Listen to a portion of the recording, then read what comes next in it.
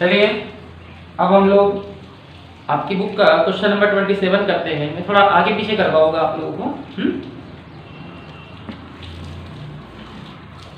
मतलब तो easy question से हम पहले वो कर लेंगे, ठीक है। अग्रसेन क्लब का प्राप्ति भुगतान खाता रिसिप्ट एंड पेमेंट अकाउंट 31 दिसंबर 2017 को आपको दिया है, आप देख सकते हो और आप समझ गए होंगे इसकी हेल्प से आपको बनाना है इनकम एंड एक्सपेंडिचर अकाउंट। तो मैं डायरेक्ट स्टार्ट कर दे रहा हूँ। आपको पता है कि जो ये इनकम एंड एक्सपेंडिचर अकाउंट आपको दिख रहा है, इसमें क्रेडिट में सारे भुगतान है, पेमेंट, और डेबिट में आ जाएंगे एक्सपेंसेस बनकर, व्यय बनकर, और जो डेबिट की सारी इनकम है वो क्रेडिट में चली जाएगी आय बनकर, इनकम बनकर, प्राप्ति को इनकम बना देगी। और ऐसा करते समय आपको समायोजन का ध्यान रखना है, एडजस्टमेंट का ध्यान रखना है। जैसे सबसे पहला काम मैं क्या करूंगा, क्रेडिट की सारी चीजों को डेबिट में ले आऊंगा, और ये काम होने के बाद डेबिट की सारी चीजों को क्रेडिट में ले आऊंगा। और ऐसा करते समय मुझे हर समायोजन का, हर एडजस्टमेंट का ध्यान रखना पड़ेगा। ओके, देखते हैं। सबसे पहले वेतन है, सैलरी, क्रेडिट से डेबिट में आ जाएगा।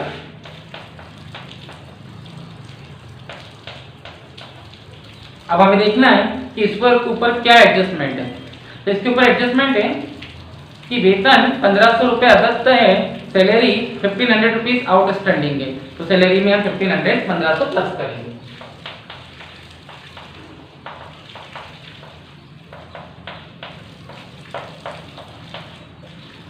हो गया। इसके बाद सामान्य व्यय, जनरल एक्सपेंसेस, खर्चा है, क्रेडिट से डेबिट में आ जाएगा।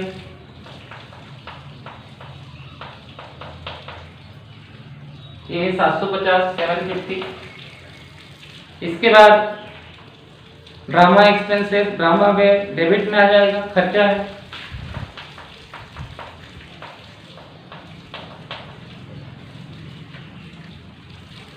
ड्रामा एक्सपेंसेस 4500 है, ठीक है, 4500 है। और इन पर किसी प्रकार का कोई एडजस्टमेंट, कोई समायोजन नहीं है। उसके बाद समाचार पत्र, न्यूज़पेपर 1500।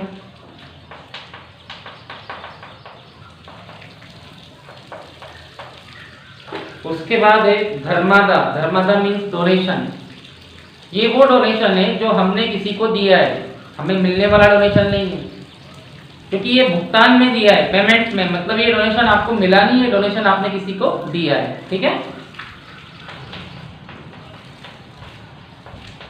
यानी ये आपका एक्सपेंसेस है, ये आपका खर्चा है, क्योंकि वो पेमेंट के साइड में दिया है। जरूरी थोड़ी कि हमारे ऑर्गेनाइजेशन को सिर्फ डोनेशन मिले, हो सकता है हम भी किसी को डोनेट करें, हम भी किसी को दान दें। तो ये वाला दान भुगतान में होने की वजह से, पेमेंट में होने की वजह से ये डेबिट में आएगा।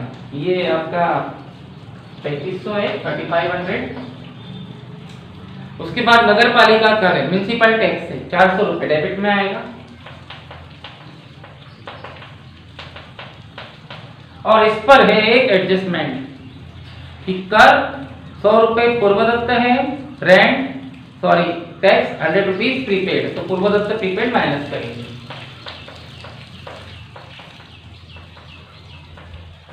तो ये आएगा 300 रुपीज, 300 रुपये।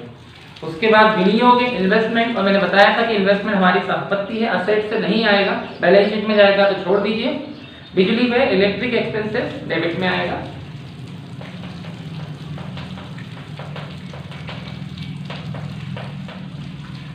ओके, और बस उसके बाद रोकड़ शेष, कैश बैलेंस, ये इनकम एंड एक्सपेंडिचर अकाउंट में नहीं आता है, आपको बताया था मैंने। चलिए, क्रेडिट की सारी चीजें डेबिट में आ गई है, और अब डेबिट की सारी चीजों को क्रेडिट में ले जाएंगे, मतलब इनकम को, प्राप्तियों को, रिसीट्स को हम इनकम बना देंगे। तो सबसे पहले रोकड़ शेष, कैश बैलेंस नहीं आएगा।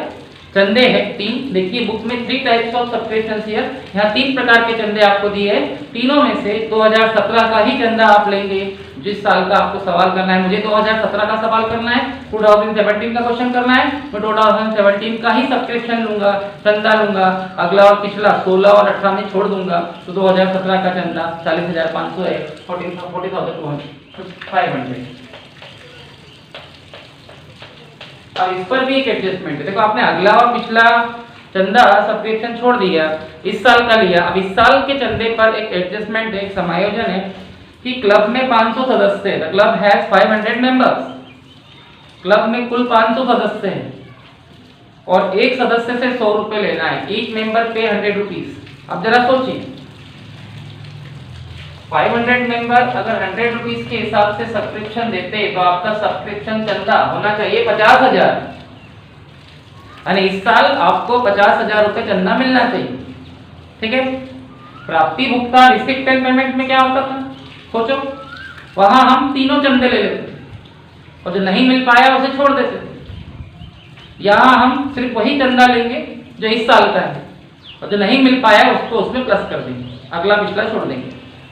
तो क्लब में 500 मेंबर है, एक मेंबर 100 रुपए सब्सक्रिप्शन देता है, उस हिसाब से चंदा 50,000 रुपए मिलना चाहिए था, लेकिन आपको इस साल केवल 40,500 40,500 सब्सक्रिप्शन मिला, मतलब 9,500 रुपए अभी भी आपको नहीं मिल पाया, यानी इस साल का 9,500 रुपए अभी मिलना बाकी है। ये आपका एक्रूड इनकम है, मिलना बाकी है, अप्राप्त आय है, उपार्जित आय है, इसे प्लस कर दीजिए। तो इस टाइप से आपका टोटल 50,000 रुपए चंदे से आए, इनकम फ्रॉम सब्सक्रिप्शन आ जाएगी। उसके बाद दान है, डोनेशन, ये वाला मिला हुआ दान है, ये मिला हुआ डोनेशन है, तो ये प्राप्ति में है, रिसीप्ट में है, क्रेडिट में चला जाएगा इनकम बनकर। और इस पर एक एडजस्टमेंट है कि दान 1,000 रुपए अप्राप्त है, donation 100,000 rupees yet to be received, मिलना बाकी है। ठीक है, अप्राप्त है, मिलना बाकी है, एक्रूड है यानी मिल नहीं पाया, मिलेगा तो ये आप उसको प्लस कर दीजिए। फिलहाल ये डोनेशन जो है 5,400 है, इसमें एक्रूड मिलना बाकी है 1,500 रुपए प्लस कर देंगे, सॉरी 1,000 रुपीज है, फिर जाएगा 6,400 रुपए। ठीक है, उसके बाद ड्रामा से आए, इनकम फ्रॉम ड्रामा, ये आपकी इनकम है।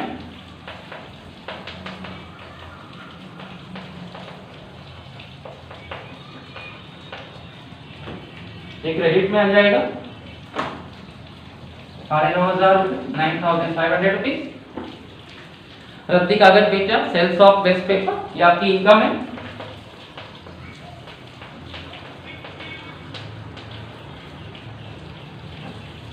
ये भी क्रेडिट में आ जाएगा। ओके, सारी डेबिट की चीजें क्रेडिट में चलेगी, क्रेडिट की चीजें डेबिट में आ गई विद द एडजस्टमेंट समायोजन सहित। अब हम लोग देखते हैं कोई एडजस्टमेंट छूट तो नहीं रहा है। देखिए एक समायोजन, दो एडजस्टमेंट छूट रहे हैं। ठीक है, पहला समायोजन, पहला एडजस्टमेंट, भवन का मूल्य 50,000 रुपए है, बिल्डिंग का प्राइस 50,000 रुपीज है, तो बिल्डिंग तो यहाँ आ नहीं सकती क्योंकि बिल्डिंग हमारी असेट्स है, बिल्डिंग हमारी संपत्ति है, ये नहीं आएगी। मैं रिपीट कर रहा हूँ, ये नहीं आएगी, लेकिन उस पर 5% आपको डेप्रिसिएशन लगाना है, घटोती करनी है। तो 50,000 का 5% 2,500 रुपए आएगा, 2,500 आएगा, तो बिल्डिंग नहीं आएगी, बिल्डिंग का डेप्रिसिएशन आएगा और खर्चा बनकर डेबिट में आएगा। तो डेप्रिसिएशन ऑन बिल्डिंग, 50,000 की बिल्डिंग है, उसका 5% 2,500 रुपए आएगा। ठीक है, और उसके बाद है विनियोग का ब्याज 240 रुपए, इंटरेस्ट ऑन इन्वेस्टमेंट 240। मैंने बोला इन्वेस्टमेंट नहीं आता, लेकिन इन्वेस्टमेंट का इंटरेस्ट आता और वो आपकी इनकम है, वो क्रेडिट में आएगा।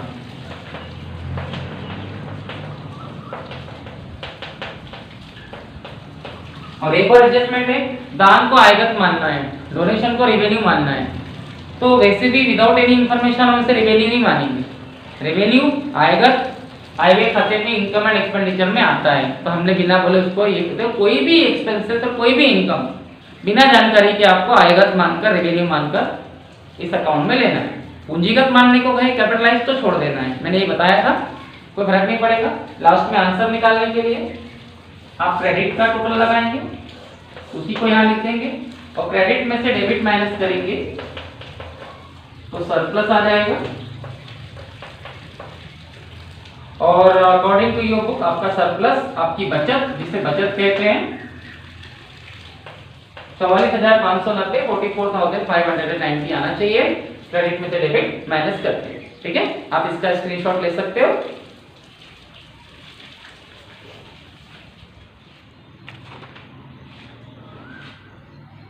वेलकम स्टूडेंट, आज हम लोग income and expenditure account start कर रहे हैं और एग्जांपल नंबर 12 से स्टार्ट करेंगे। Income and expenditure.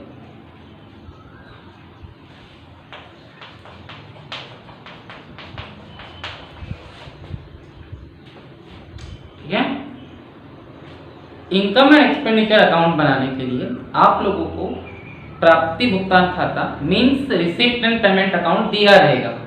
मैं रिपीट कर रहा हूं, दिया रहेगा। एग्जाम्पल नंबर 12 भी रिसिप्ट एंड पेमेंट अकाउंट दिया हुआ है और with the help of this receipt and payment account आपको इस रिसिप्ट एंड पेमेंट अकाउंट की मदद से, प्राप्ति भुगतान खाते की मदद से आय व्यय खाता बनाना, इनकम एंड एक्सपेंडिचर अकाउंट बनाना। अब रिसिप्ट एंड पेमेंट में क्या होता था, सारी रिसिप्ट्स डेबिट में आती थी, सारी प्राप्तियां डेबिट में आती थी। आपको उन्हें वहां से उठाकर क्रेडिट में लाना है, यानी आपकी डेबिट की सारी प्राप्तियां रिसिप्ट्स क्रेडिट में आ जाएगी इनकम बनकर, और वहां क्रेडिट में सारे भुगतान है, सारी पेमेंट है, आपको उसको उठाकर डेबिट में लाना है। मींस क्रेडिट की चीजें डेबिट में आ जाएगी एक्सपेंसेस बनकर, और डेबिट की चीजें क्रेडिट में चली जाएगी इनकम बनकर। ऐसा जानबूझ के नहीं किया जा रहा। प्राप्ति भुगतान रिसिप्ट एंड पेमेंट अकाउंट में डेबिट में रिसिप्ट्स आती है, प्राप्तियां यानी जो पैसा आपको मिला वो आपकी इनकम है तो वो क्रेडिट में आ जाएगी, और क्रेडिट में सारे भुगतान आते हैं, पेमेंट यानी वो सब आपके खर्चे हैं, वो डेबिट में आ जाएंगे। Okay, with the help of adjustment, समायोजन को ध्यान रखते हुए आपको एडजस्टमेंट का ध्यान रखना है। अदत्त आउटस्टैंडिंग जो देना बाकी है उसे प्लस करेंगे, उपार्जित एक्रूड जो मिलना बाकी है उसे प्लस करेंगे, ज्यादा दे दिया एडवांस अग्रिम उसको माइनस करेंगे, डेप्रिसिएशन आएगा, यानी एडजस्टमेंट का ध्यान रखना है। तो अगर आप एग्जांपल नंबर 12 देखें तो लिखा हुआ है from the receipt and payment account of the help of the information of Manoranjan club Bhopal prepare income and expenditure account. आपको मनोरंजन क्लब भोपाल का रिसिप्ट एंड पेमेंट अकाउंट दिया है और आपको इसके हेल्प से इनकम एंड एक्सपेंडिचर अकाउंट बनाना है। तो मैं लिख देता हूं,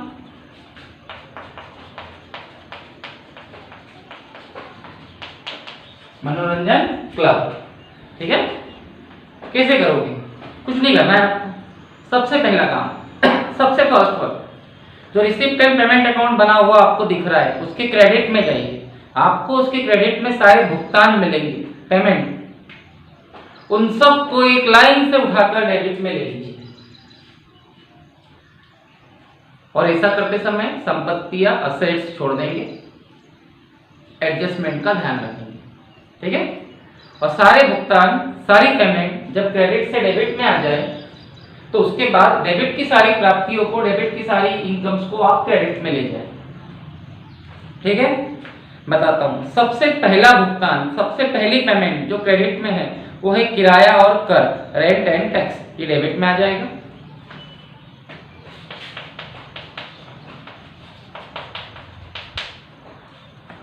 ये है 1000 रुपीज, 1000 रुपए। और इस पर एक एडजस्टमेंट है और वो ये है कि किराया 50 रुपए पूर्वदत्त है, rent is 50 rupees prepaid. Prepaid मतलब ज्यादा दे दिया, एडवांस दे दिया, पहले ही दे दिया, तो प्रीपेड को हम माइनस करेंगे। ये हो गया। उसके बाद अगला भुगतान, अगली पेमेंट फर्नीचर है। फर्नीचर हमारी संपत्ति है, असेट्स है, ये बैलेंस शीट में जाती है इसलिए यहाँ नहीं आएगी, लेकिन रूल के हिसाब से मैंने बताया था फर्नीचर का डेप्रिसिएशन आएगा और फर्नीचर पे 10% डेप्रिसिएशन लगाने को कहा गया है, तो फर्नीचर तो नहीं आएगा लेकिन फर्नीचर का डेप्रिसिएशन आएगा। To depreciation on furniture, furniture 600 रुपए है वो नहीं आएगा लेकिन उसका 10% डेप्रिसिएशन आएगा, वो भी डेबिट में।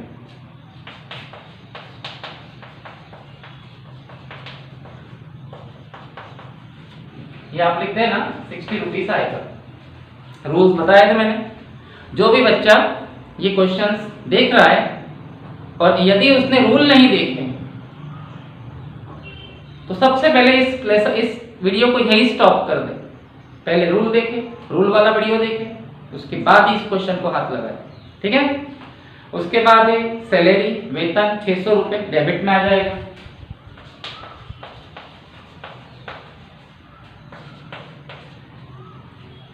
उसके बाद है लेखक सैलरी पर भी एक एडजस्टमेंट है, मैंने पढ़ा नहीं, ये आपके साथ भी गलती हो सकती है।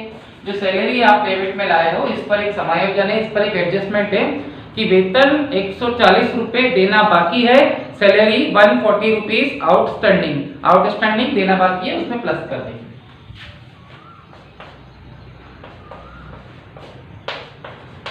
तो आप यहाँ लिख सकते हो ये प्रीपेड है, यहाँ लिख सकते हो ये आउटस्टैंडिंग है, ठीक है। उसके बाद अगला खर्चा, अगला एक्सपेंसेस लेखन सामग्री है, स्टेशनरी, डेबिट में आ जाएगा।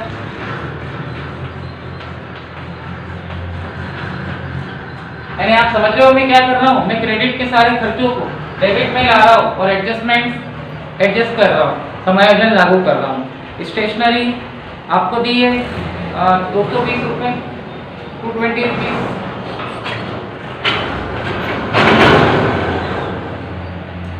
उसके बाद है मुद्रण में प्रिंटिंग 60 रुपीज।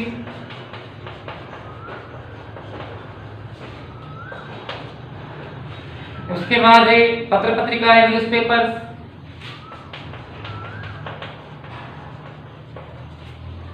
ये न्यूज़पेपर जो है 340 रुपीज है।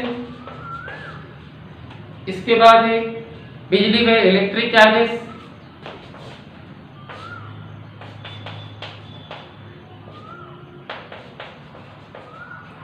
जो इलेक्ट्रिक चार्जेस है वो 60 रुपीज है, 60 रुपए। और इस पर भी एक एडजस्टमेंट है कि बिजली में इलेक्ट्रिक चार्जेस 60 रुपए देना बाकी है, 60 रुपीज आउटस्टैंडिंग, देन प्लस कर देंगे तो ये हो जाएगा 120। क्योंकि एग्जांपल है तो आप इसे बुक में भी देख सकते हो। और लास्ट में टेलीफोन चार्जेस 200,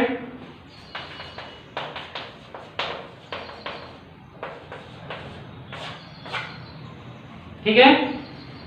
और लास्ट में रोकड़ शेष है कैश बैलेंस, जो यहाँ नहीं आएगा।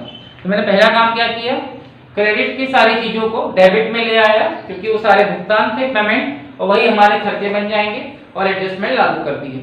और अब मैं डेबिट की सारी चीजों को, क्योंकि डेबिट में हमारी सारी प्राप्तियां है, रिसिप्ट, क्रेडिट में ले जा रहा हूं, ठीक है।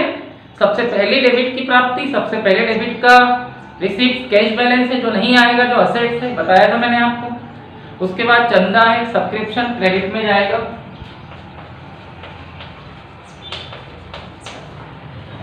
इस पर एक समायोजन है, एडजस्टमेंट है। चंदा 300 रुपए आना बाकी है, subscription due to be received है, ड्यू टू बी रिसीव्ड यानी मिलना बाकी है, मिलना बाकी है मींस उपार्जित, एक्रूड, इसको प्लस करेंगे।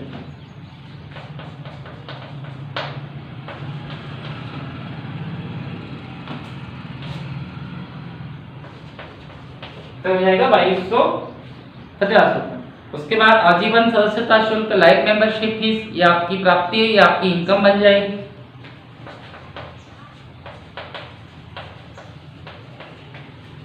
ये है 300 रुपए, 300 रुपीज। उसके बाद प्रवेश शुल्क, एंट्रेंस फीस, ये भी आपकी इनकम है, क्रेडिट में चली जाएगी।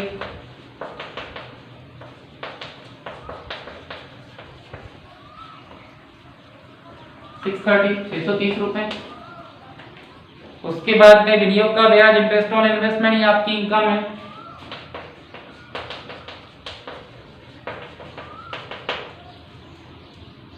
₹350 रुपीज।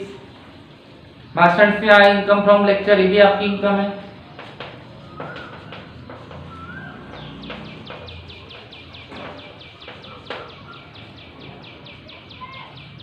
₹650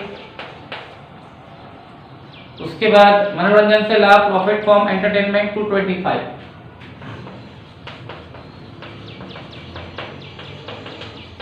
आप पूरा लिख देना, मैं शॉर्टकट लिख रहा हूँ।